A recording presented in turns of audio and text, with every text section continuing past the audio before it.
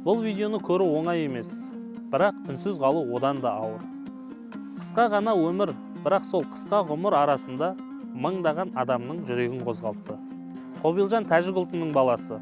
Ол атақ үшін, танымал болу үшін емес, өмірдің ауыр сынағымен елдің есінде қалды. Бір баланың қазасы бүкіл бір қоғамға айна болды. Бірақ Құранда бір адамның қазасы бүкіл адамзаттың қазасындай деп ескертілген. Қобилжанның оқиғасы бізге не айтты? Бала ұлтқа бөлінбейді, қайғы шекара танымайды.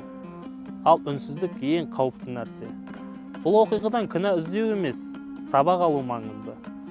Біз бүгін бір баланың тағдырына бей-жай қарасақ, ертең өз баламызға қоғам тас боп көрінуі мүмкін. Алла тағала Қобилжанға рахым етсін, жәннаттан орын берсін. Ал бізге жүрегі тірі, жаны ояу қоғам болуға нәсіп етсін.